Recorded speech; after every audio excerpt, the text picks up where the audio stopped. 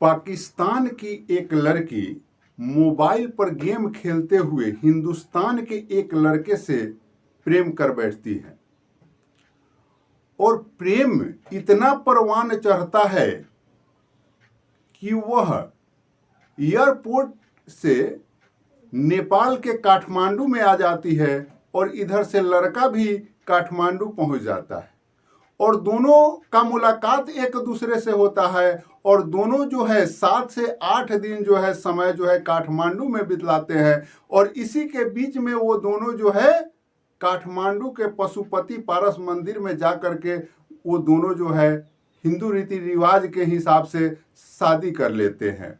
और उसके बाद फिर से वह लड़की पाकिस्तान चली जाती है क्योंकि वह 4 बच्चों की माँ होती है। बच्चे को लाने के दृष्टिकोण से वह फिर पाकिस्तान जाती है और फिर पाकिस्तान से जो है वह हिंदुस्तान आती है और फिर से यह लड़का जो हिंदुस्तानी लड़का है वह उसे रिसीव करने काठमांडू जाता है और एन केन पराकेन जो है व्यवस्थाएं बैठा करके और वह उसे हिंदुस्तान लाता है और हिंदुस्तान ला करके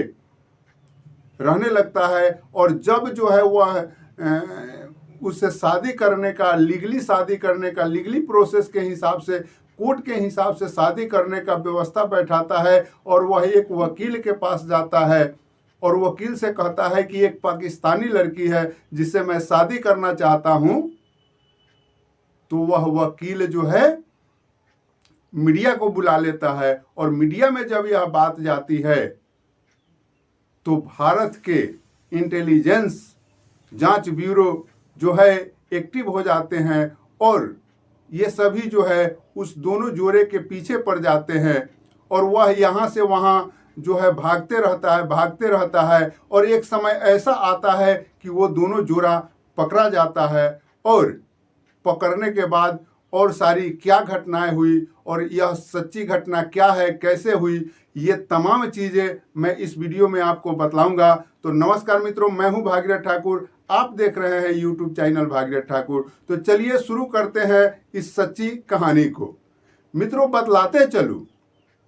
कि पाकिस्तान की एक लड़की होती है सीमा हैदर। सीमा हैदर जो है पाकिस्तान के सिंध प्रांत से होती है और उसका वहां पे पाकिस्तान में ही उसका शादी जो है फरवरी 2014 में ही हो गया होता है और उसके पास 4 बच्चे होते हैं। पति उनका जो है 2019 में विदेश चले जाते हैं और वह घर में अकेले होती है और घर में अकेलापन जो रहता है इस एवज में वो जो है मोबाइल पर गेम वगैरह कुछ करके अपने समय को पास करते रहती है। इसी बीच उसे पबजी खेलने का कब आदत पड़ गया उसे पता ही नहीं चला और पबजी खेलते खेलते जो है उसमें जो है पबजी जब खेल रही होती है तो हिंदुस्तान का एक लड़का उसके गेम में आ जाता है ऑनलाइन ही और हिंदुस्तान के ग्रेटर नोएडा के सचिन जो है उसके गेम में आते हैं। अब यह दोनों मिल करके गेम खेलने लगते हैं और गेम खेलते खेलते एक दूसरे से प्रेम कर बैठते हैं और इन दोनों में जो है मोबाइल की नंबर का आदान प्रदान होता है और ये दोनों एक दूसरे से बात करने लगते हैं। बात करते करते ये दोनों जो है इतना गहरा प्रेम कर बैठते हैं कि अब एक दूसरे के बिना रहना इन लोगों के लिए बेचैनी का सबब बन गया था। इसी के दरमियान जो है वह लड़की यह व्यवस्था बैठाती है, वहाँ से वीज़ा बनवाती है। वह पहले तो यह प्रयास करती है कि मुझे हिंदुस्तान का वीज़ा मिले, लेकिन हिंदुस्तान का वीज़ा किसी कारणवश उसे नहीं प्राप्त होता है तो वह एक रास्ता अख्तियार करती है कि क्यों न हम नेपाल में चले जाए और वह नेपाल की वीज़ा निकालती है और जब वीज़ा सब निकल जाता है ये सारी घटनाएं सारी बातें जो है मोबाइल पर होते रहती है और सचिन जो है एक दिन पहले ही काठमांडू पहुंच जाता है और उधर से जो है वह औरत जो है पाकिस्तानी औरत जो 4 बच्चे की माँ है वह जो है वहाँ से काठमांडू पहुँचती है। काठमांडू एयरपोर्ट पर जो है सचिन इंतजार करते रहता है एयरपोर्ट के गेट पर, और जैसे ही सीमा हैदर वहां से आती है तो इन दोनों का मुलाकात हो जाता है। इन दोनों का मुलाकात हो जाता है, वहां होटल में ये दोनों रहते हैं और नेपाल के बहुत सारे जगहों पर ये लोग घूम फिर करते हैं, अपना समय काटने लगते हैं। इसी बीच जो है ये लोग विचार करते हैं और पशुपति पारस मंदिर जो है नेपाल में, वहाँ ये लोग पहुँच जाते हैं और वहाँ हिंदू रीति रिवाज के हिसाब से शादी कर लेते हैं। जब ये लोग शादी कर लेते हैं और उसके बाद भी वहाँ जो है अपना एक पति पत्नी के भांति नेपाल में ही रिश्ता बितलाने लगते हैं, और यह हफ्ता गुजर जाता है और अब सीमा हैदर को जाने का समय होने लगता है, क्योंकि वह बच्चा जो है सरहद पार छोड़ करके आई है। तो अब ये दोनों को रोते रोते समय बीत रहा है, जैसे इनका बिछड़ना, कारण कि यह मामला सरहद पार का था और ये दोनों के मन में एक भय था कि कहीं हम बिछड़ न जाए। लेकिन मजबूरी थी कि बच्चे सरहद पार थे, इसलिए सीमा को जो है फिर से सरहद पार जाना पड़ा। जो है इंडिया लाने का रास्ता अख्तियार करते हैं। इस बीच में ये लोग जो है आधार कार्ड वगैरह भी,